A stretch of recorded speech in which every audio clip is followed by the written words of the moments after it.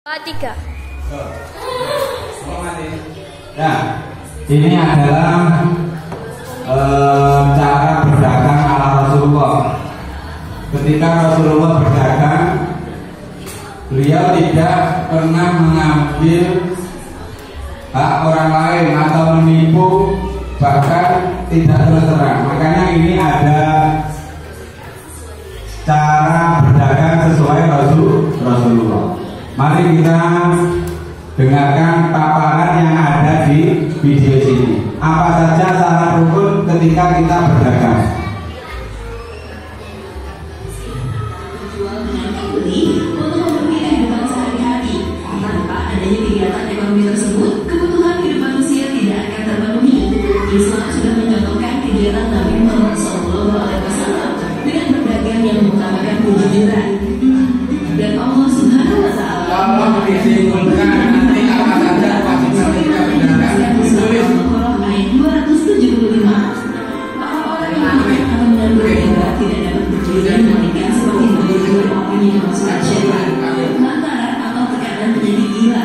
Keadaan mereka yang gila itu adalah disebabkan mereka berkata atau berpendapat sesungguhnya jual beli itu sama dengan riba. Padahal Allah telah melarang jual beli dan mengharamkan riba. Orang-orang yang telah sampai kepadanya larangan dari Tuhannya lalu terus berhenti dan mengambil riba, maka baginya apa yang telah diambil dulu sebelum datang larangan dan urusannya terserah kepada Allah.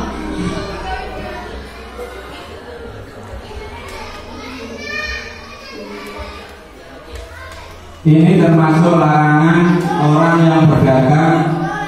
Larangan apa? Larangan riba. Karena riba, orang yang berdagang yang ada ribanya akan masuk neraka. Di sini dijelaskan di dalam surat Al-Baqarah, orang-orang yang telah sampai kepadanya larangan dari Tuhannya lalu terus berhenti dari mengambil riba, maka baginya apa yang telah diambilnya dahulu sebelum datang larangan. Dan urusan terserah kepada Allah orang yang mengetahui mengulangi mengambil riba, maka orang itu adalah penghuni neraka.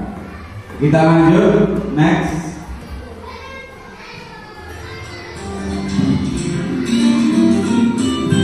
Dalam agama Islam ada dua prinsip berdagang yang harus kita ketahui saat bersalidah, yaitu suka sama suka dan tidak ada pihak yang dirugikan. Selain itu, kita juga tidak diperbolehkan untuk memaksakan kehendak orang lain, karena setiap manusia memiliki haknya masing-masing.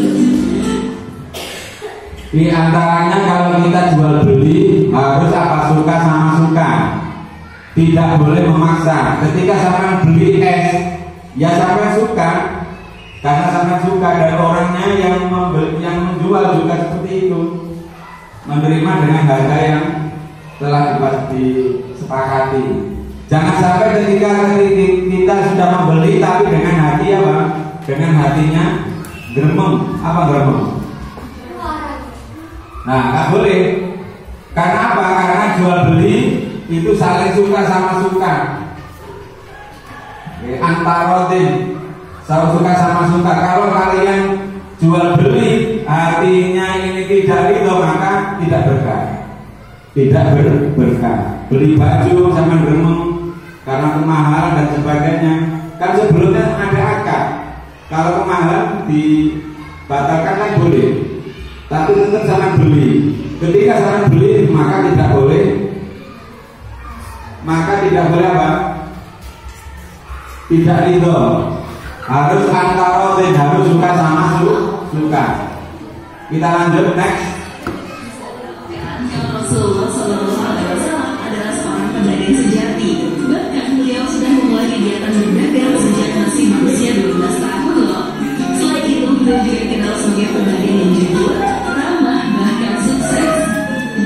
Kesuksesan Nabi Muhammad SAW dalam berwirausaha bukan hanya sekedar dalam hal materi saja, sahabat salihah, tapi juga berkah rezeki yang diperoleh serta membentuk tali persaudaraan antar sesama muslim.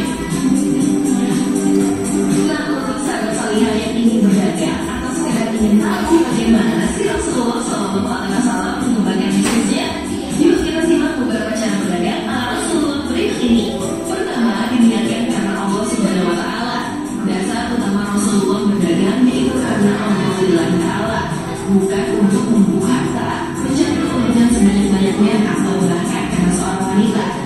Kedua, bersikap jujur. Ini Rasulullah